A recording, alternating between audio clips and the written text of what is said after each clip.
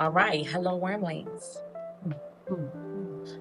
That's me trying to do a word movement, but you know what? I try. That's okay. Okay. So today's video, I wanted to go ahead and share with y'all all the books I read in the past year, and by past year, I mean from summer 2024 to like January 2025, right? And I only read 6 books. I know some of y'all might be like, girl, that's barely anything. And look, I just got back started into reading literally last year. Okay.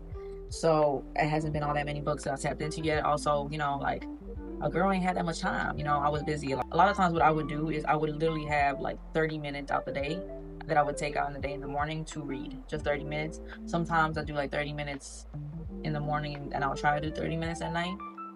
It fluctuated. There's sometimes I was able to read a little more than others. It just depended. But yeah, anywho, without further ado, I want to go ahead. I got all the books here with me, well, most of them. And so I already talked about this book the last video that I made. My first video. Check that out. Probably gonna see it at the end of the video, or maybe I'll pop it in here. I don't know. But yeah, I mentioned this book on my last video because it is near and dear to my heart now, because it's the one that got me back into reading, and I'm gonna keep talking about it. But I Don't Feel Empowered by Snoozy Beats. And this is a book of poetry, you know. And I'll do a little quick flip through over here, as you can see.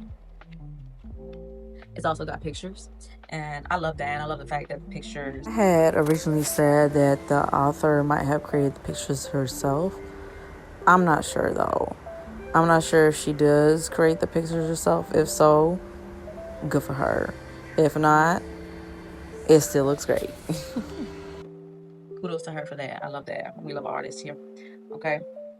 Overall creative. That's how we're gonna put it. Overall creative. That's the term I like to use for myself, because I don't feel like I should just box myself into one mode of art or one mode of creation, if that makes sense. Because I like to dance and I like to read and I like to paint. I like to do a lot of things in the creative realm. So why I just call myself an artist or a painter, or a reader or writer, whatever?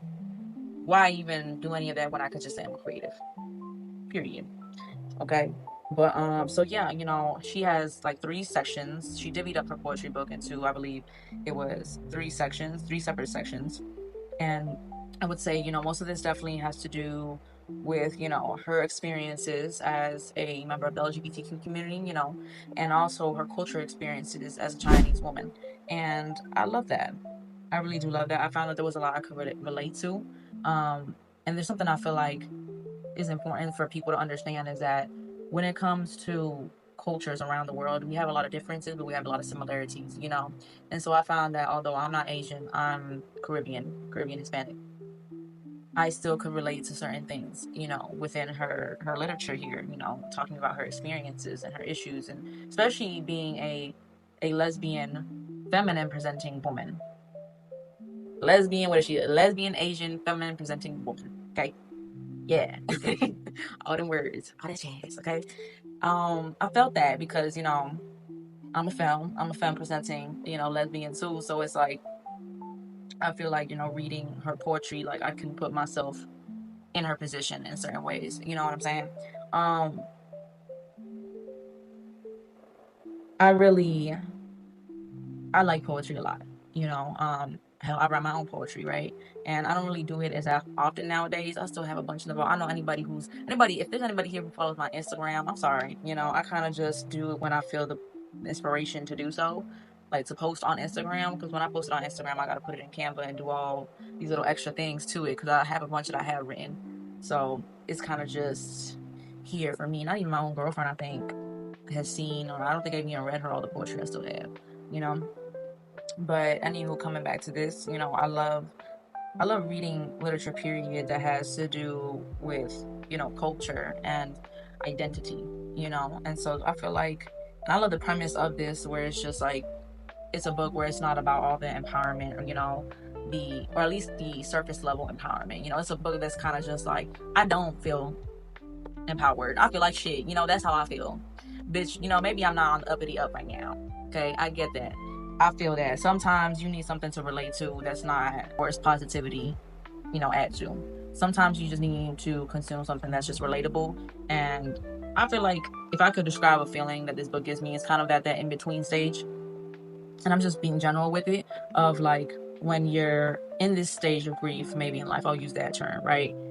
where you, let's say for example, a relationship, you just got out of the breakup and you haven't gotten to the part where you healed yet, and you're in that period of time where you're still grieving, you're still crying, you're still feeling like shit, you're still trying to fucking recuperate from the toxicity of it.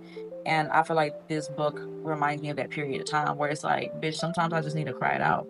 Sometimes I just need to be like honest about where I'm at right now, where my feelings, emotions, my emotion, where my emotions are right now. So fuck with this, fuck with that. Sometimes that's what you need, okay? And maybe we'll get a mic one day. Honestly, I like being able to just speak freely without having to put any extra apparatuses around me, or having to be like conscious about holding the microphone to me, because that should be so fucking annoying. I'd be so tired of doing that shit. And as you can see, we don't have really an office quite yet or anything, so y'all will see the transformation of the time, okay? Book number 2, this is a hefty one.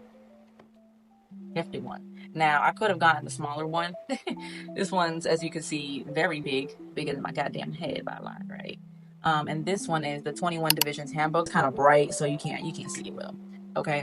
And this author also, well, there's no pictures in the book. The whole reason I thought there would be pictures in the book. That's why I didn't get this one, because they had a smaller version. But I thought there would be pictures in the inside, so I got the bigger version, but that's not the case. But they did hand make the cover for it themselves as well. So yeah, this is the second book that I read. I don't know why I said this so choppy. First book of poetry. This one is not a book of poetry. This one is about a spiritual belief system called the 21 Divisions, or aka Dominican Voodoo. Okay. I would definitely say, as the name implies, it's a handbook in a way. And I have more than one kind of book like this, and so I'll tell you all the differences in it in a second. I will say, I like this book. Was very much, it definitely is more of a listing out type of format, and I'm trying to think of a good way to put this, right? I will say that I enjoy the fact that everything is very much organized. That's what I'll say. The ways and the definitions of things within this belief system are put in this book, and it's in a very organized manner. I wouldn't say it's more so, it's not a whole lot of like personal stories and what's not like from the author in here. It's not a whole lot of that, nor within the belief system, but it is very good for like getting the basics down. And if there's anybody on here that's just a super judgmental person, that's very closed-minded and does not care for any other religious belief systems, or what's not religious spiritual belief systems outside of their own, they can go ahead and click off. I'm not the person for you, okay? But for those that maybe want to get a better understanding, and I'll do a little flip through. There's some like printed pictures in there, but not like pictures, you know what I'm saying, like drawings. It gives you a great, thorough kind of analysis on like, okay, what this is, what are the loas, what is the mysteries being held. There's even a section in the end of the book that has like the terms, within this book that is illustrated, and they're like what they mean. So I thought that was I really enjoyed the fact that was at the end of the book there. All right, so this is me inserting a little segment. I know I'm going in order by numbers. I kind of fucked up the numbers here. So I guess this is actually book number 3. This is the third book I read last year. So I know that on the next snippet it's gonna say number 3 is the other one. This one's a real number 3. And this book right here is 4 Blood Types, 4 Diets. Eat Right for Your Type, the Individualized Blood Type Diet Solution by Dr. Peter J. D'Adamo with Catherine Whitney. Okay. I know that was a long one. Now, some people might be like, okay, that's not a real book. It's not a real book. It's a diet book. Look, shut the hell up. This is still a book, as you can see. It's a book. And I bought this book because of the fact that, I've had ongoing health issues since, I'll say, it first started up towards the end of 2023. And mind you, I have tried a plethora of different things, and so this was the next thing that I was trying. And honestly, I'm naturally skeptical about a lot of things in life. And so with this, I felt like, I'll see it to believe it. And either way, I like to learn about different things. And so this book it's a diet, and I don't even want to say diet because it's not a diet, it's just a lifestyle, where you eat according to your blood type. So, the different blood types. What are the different blood types? Blood type A, type B, type AB, type O. We all got a blood type, right? And so it first, a good portion of the book kind of just talks about like whether you agree with it or not, but, according to them, like, civilization, humanity, how the blood types formed, different things such as like lectins, and it talks about weight loss, like different things, right? That are focused on within this, where the origins of a lot of this comes from, right? And of course, it speaks about, what to eat. Of course, for like each blood type. It's pretty straight to the point, nothing crazy about this. I will say, even if it don't work for you, it's clearly worked for a lot of people. Clearly worked for a lot of people. And I think there's a lot of people definitely do need to look into this, look into it. If you're trying to find some answers, some solutions to your health problems, I think this could benefit a lot of people. I myself, I feel like, I've been trying different variations of it to see what's working. I will say as a skeptical person I am, I do feel like I've seen certain benefits to it, but I don't feel like every single thing has hit. I'm still kind of figuring it out. That's where I'm at with it. But there's definitely certain things where I'm like, I seen the results myself. So I definitely highly recommend this to folks trying to figure out a different solution. The next thing I read, it's not a physical. I don't have the physical book, and I'm gonna put it right here on the screen. It's called Introduction to Dominican Blackness by Silvio Torres Salan. Okay, and I'm gonna pop it up right here. Okay. And this one wasn't a physical book. I don't even know how the fuck I came across this. I'm trying to remember. But I'm trying to figure out how I came across this piece of work. I'm not sure what it's called. I guess it's a like a research paper. I'm not sure what the correct terminology for it is, or a dissertation, maybe something. I don't know. And by far, if I have to pick a favorite out of all the books I read, I'm not gonna lie, I like all the books I read, all of them, every single one. But I really love being able to dive deep into things. And if you're Dominican, or you don't have to be Dominican to want to really dive deeper into your history from a non-European, non-colonized viewpoint, I think this is such a great piece of, I don't even know what to call it, literature. I'll just say literature to read. And don't get me wrong, it's some words in there I don't know what the fuck they mean. But you know what? I use context clues. I sure did.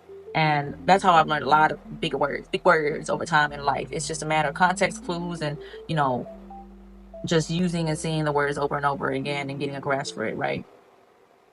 And overall, I would say that this, piece of literature here just really left me, I'm not gonna lie, it made me emotional. And I feel like a part of me is getting emotional right now because of the fact that as a Dominican woman, to be Dominican is to be brainwashed, you know? To be Dominican means growing up in a culture where where colonization has really, really forced a lot of harmful beliefs onto you, onto your family, for generations and generations, onto the society as a whole, you know. And I know for one, there's definitely things I had questions about growing up that I was just like, something just, I don't know, I don't really agree with certain things, or, I just feel like, I don't know, certain things aren't connected, the dots aren't connecting, And I've always been that kind of person where it's like, where I can call bullshit on things. My intuition has always kind of been there for me, even as much as I tried to push it away growing up, I'll say, right? But I will say it definitely connected a lot of dots. You know what I feel like? Y'all ever seen those things in the movies where there's like that person who has like a bunch of different pictures on a wall, and they have all threads, and they put like pins on all these different pictures, and they have like threads going from one thing to one thing to one thing to one thing to another, and it just looks like this big ass web of shit on a wall. That's what it felt like. But you know what I'll say? But all these things are connecting, right? They use these threads in order to connect together different people, places, clues that they find. Like usually on these crime shows, right? Or mystery shows, we see that, right? And so, they do that in order to help them come to a more cohesive understanding of what's going on with the situation, right? And the whole point is the things are connecting to each other. They are correlated. They come together to make a bigger whole. And that's what it felt like reading this. It felt like I was just putting threads on things. It's like I already had existing pins, right, on this figurative board of mine. And reading this book connected a lot of them together. And it left me feeling like, I felt like I had an aha moment, And it's, I will say I'm also a person, I like to read a lot of like articles and stuff. And so I've read other, the knowledge I've accumulated throughout the years, I would say, is those pictures on that board. And reading this, out of all the things I read, this, I felt like dived very deep with it, Introduction to Dominican Blackness is definitely something that I wouldn't say forces, but thoroughly presents the position of where, as it says, Dominican Blackness is in our culture. I feel like it definitely brings that Blackness of us to the forefront. A Blackness that is pushed down and put down in our culture, although we are mainly Black. Let's be so for real. We are mainly Black people, you know. We are mixed, very mixed people, you know. To be Dominican isn't contained in one race indefinitely. But one thing that is very much been aware, or I wouldn't say aware, that is very obvious, is the fact that our Africanness is definitely, as we would say, lo que sobresale, lo que sale más. You know, it's what is the most noticeable within us. And I'm not saying, hell, look at me. I'm pretty racially ambiguous. Some days I look more indigenous. Some days I look more Black. You know, let's just put it like that. It is what it is. Some days I look more, you know, you can't fucking tell. A lot of times people don't know what I am. And that's a lot of Dominicans, where it's like a lot of people look mixed, you know, but we can't lie. But, you know, the most noticeable of our traits are, yeah, it seems to get pushed down the most, you know. And so this piece of literature really confronts that. It really confronts this, especially in a society where the European ideals have been made to be better, have made to be more pure, are made to be more what is right, what is good, you know? And so I feel like this is such an important thing that I feel so many Dominicans, and not just Dominicans, you know, anybody who is just interested in, you know, I would encourage, especially anybody of the African diaspora, you know, to read this, because I feel like if there's anything, you know, and speaking to the people who are of non-Dominican descent, or not non-Dominican, who are non-Dominican, you know, the African diaspora, I feel like it'll definitely leave you feeling like, oh, we're a lot more similar than we all think, huh? Or we have a lot more similarities than differences, because we do. You know, the African diaspora, we are more connected than I feel like, you know, the powers that be have made us feel like we are, you know. And so this is probably the piece of literature that I'm, you know, going to be talking about the most, that I've harped on the most so far, and just period, because of the fact that it left a very strong imprint on me. You know, I'll say I've been a radical, rebellious little motherfucker since I popped out my mama womb, okay? I came out that bitch running, loud as fuck too, okay? I will say, as I get older though, you know, pieces of literature like this, and the people that write them, this man, you know, I'll say, is definitely, what's the word, commendable. You know, what he's done for the Dominican people, you know, just because of the fact this isn't even his only piece of literature. There's so many other, you know, dissertations or whatever that I definitely want to read, because this is a man who's done some research, clearly, you know. But enough about that. Let's move on to the next one. And it's the 21 Divisions, Mysteries and Magic of Dominican Voodoo. Both books are, and I'm just going to put this side by side. Both books are constructed in a different way. And although this one has also an organized approach in the sense of clearly making different, you know, sections for each thing, what I really enjoyed about this book in particular is the personal stories that he also put in this book. It's the stories about the Loa, you know, about the mysteries in here as well, that it really gives you a more, I guess I don't know what other way to say it, but a personal look into, you know, this belief system, right? And I think there's something to be said about books where it's like the author themselves can recount on personal experiences with things, where it just really, it really puts things into perspective. It really makes it come to life in a way. Does that make sense? I feel like it makes it so you can really see and feel, you know, like what that person went through yourself, you know, like put yourself in this person's position, or even into the last position, you know what I'm saying? Oh, next book. So technically this is called Abundance, The Inner Path to Wealth by Deepak Chopra. And this is technically my girlfriend's book. This is her book. This isn't my book.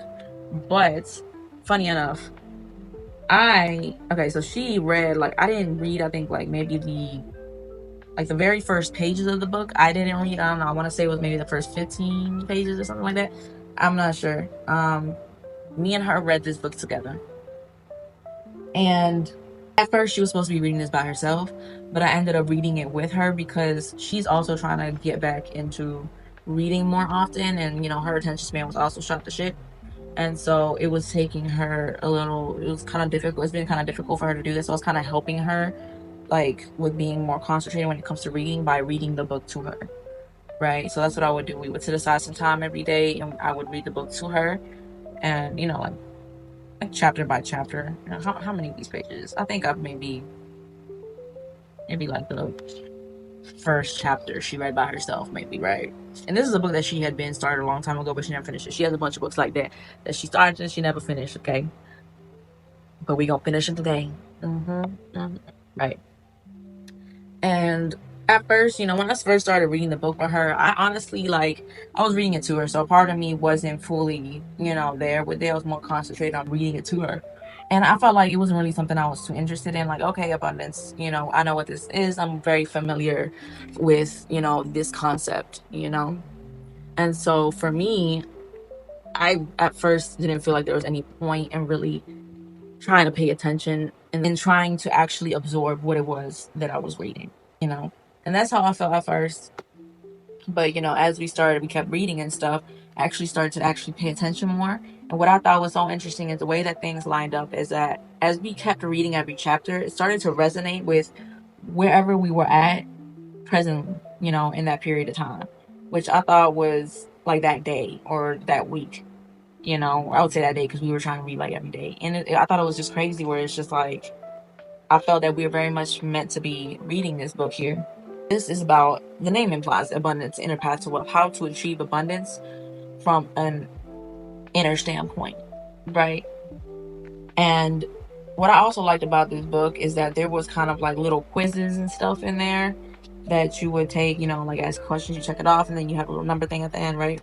And it's not more so as in like good or bad, but kind of just like to give you an idea, like where are you at when it pertains to this specific, thing, right? And so I also enjoyed that kind of hands-on aspect to it.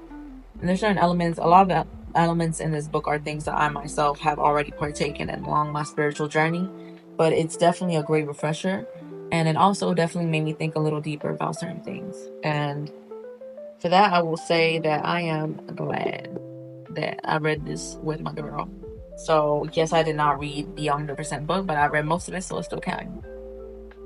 Still counts. This is the last book I read, and this was January. I read this shit in like 2 weeks, okay? I had a lot more time to do so. And this is My Life with Bob Marley, No Woman, No Cry, by Rita Marley and Hattie Jones. And my God, this book right here. The reason I wanted to get this book is because I've been wanting to get it for some time. My girl actually got me this for my birthday, so shout out to my girl for that. And in 2024, I was doing a music cleanse. By music cleanse, I mean I decided to revisit all of the music I have saved and see like what is no longer serving me. Especially, I felt like it was time to get rid of the misogynistic and just fucking straight up violent music that I listened to for so many years. And don't get me wrong, like there's certain songs that they placed in their time in my life, but I just felt like there was no point in continuing to consume certain kinds of music, why have this in my playlist when I don't even listen to this shit anymore because it's immediately bringing my vibes down, you know what I'm saying? And not just even the type of music, but the type of person that sings these music, because I just felt like, personally, where I'm at in life, I don't want to support somebody who is a fucking piece of shit person, or a person who isn't, from what I have seen, like trying to grow as an individual, that is just still the same after all these years, Mind you, this is like my YouTube playlist that I've had since I was in 5th grade or some shit, like a long time ago. A whole compilation of all the music of all those years. Felt like it was time for a cleanse, And one of those people that I came across that I thought about was Bob Marley. And my thoughts on Bob Marley's, I've heard certain things here and there. I didn't know if they were just rumors. I didn't know if certain things were true, but there are certain things I'm like, I don't know, this actually might be true. And there's certain things that, like, okay, we all know that Bob Marley was with like 3 million and one women, right? And but I never knew much about Rita Marley, right? And I thought to myself, well, I want to know her experience, with this man, and who is Rita? Who is the woman behind this larger than life figure? A man who's become a larger than life figure, right? And so I got this book, and boy, oh boy, was this shit traumatizing. I'm not gonna lie. This memoir made me very emotional, and honestly, boy, was it filled with drama and toxicity and just so many bad things. And honestly, I would have to put down the book sometimes after reading, like, certain pages and certain chapters. I would have to just put down the book and be like, I need to recuperate, because I found that this woman put so much rawness into this book, and I could feel Rita's emotions through the pages, through the words on here. I swear to God, I really did. And that's why it was affecting me so much, especially as a woman. Like, I can understand a lot of these things, and I can empathize a lot. Although there's a lot of right and wrongs committed by many different parties, it seems, in their life. Whether it's Bob, Rita Auntie, so many people who did so many not great things and so much toxicity. There was also this underlying core of hope, of positivity, of strength. My God, is this a strong woman. Although I can't agree with a lot of things, you know what I'm saying? I can understand, human to human. Entiendo. I get it. I understand. I can see. And I feel like this was written very well. Rita and Eddie Jones, I guess, who assisted her in writing, they did a really great job at illustrating this well. The pain, the suffering, the ups, the downs, all of it. It's just a fucking roller coaster. My God, is this a roller coaster? Boy, does it make me thankful for a lot of the decisions I have made in my life. And I think a core part, because Rita's like in her 70s now, I think, her 80s, I don't know. And something I think is important for us as like every generation, for every new generation, I think it's important to look at the mistakes of our previous, generations. Not to always look down, you know what I'm saying? I'm not saying to look down, but to take what you can from the ones that came before us. Also learning from those good decisions, or learning from the up parts. Yes, it was juicy. If you know what I'm saying, for people that like drama, that like tea, it's juicy in that sense. Because my God, was there always a whole lot of scandal and just crazy shit going on. But more than anything, it just shows what it looks like when you're trying to survive, and what it looks like when you're trying to make a life for yourself. And I feel like this book left me emotional. I feel like I was emotional throughout, especially like the later chapters. My God, was it just fucking insane. And it definitely, I think in certain parts I cried. I sure did. I cried because I could feel it, human to human. I can feel it. I definitely think it pulls back the curtain. Because I think sometimes human beings idolize celebrities too much, idolize musicians and stuff. And I think a lot of times we see a very polished version of people, and we don't always see what happens behind that polished exterior. Just definitely shows the struggle, but also the triumph, of what it is to be a Black Jamaican woman, especially in her time. Back in them days, my God, them days wasn't easy. It was hard surviving back in those days. That was hard to survive now, but I really appreciate this piece of literature right here, and that is all. Those are all the books I read in this past year. I just wanted to go ahead and show y'all, everything that I've consumed. And because to me, it's not a race. It's not about reading as many books as I can, especially now that I'm just, getting back into it. I'm just trying to improve the attention span and what's not. It's about consuming and really letting it seep into me. Books aren't meant to just entertain us. It's meant to inform us sometimes. There's all kinds of books. Hell, it's erotic. It's not always erotic woman. It's about getting that, you know what I'm saying? But one thing that's important to remember is that it's not a race, it's a marathon. And it's food for thought. It's about feeding your mind. For me, I do like to consume things that make me think deeper. I love to think deeper. I love to go deeper, and sometimes to a fault. I will say that. Okay. I'm definitely gonna read a lot more. Honestly, if I had started reading the beginning of the year last year, I probably would have ended up reading a whole 12. So for this year, we'll see how many I consume. I'm really hoping I have more time this year to continue to soak in more information. I love doing that. I'm like a sponge, you know. Also, I forgot to say that if there is anybody that if y'all want me to actually read, do like a read with me with any of these books, let me know. Um I might just take it upon myself and maybe do it for like a book or two. But I don't know, that's something more so I'm gonna think about. I'm not sure if I want to do it yet, but let me know what your thoughts on that are. Okay. That is it. That is all. I will see y'all on the next one, Wormlings. Okay. That's the other word. Good word. Word. Okay, I'm gone.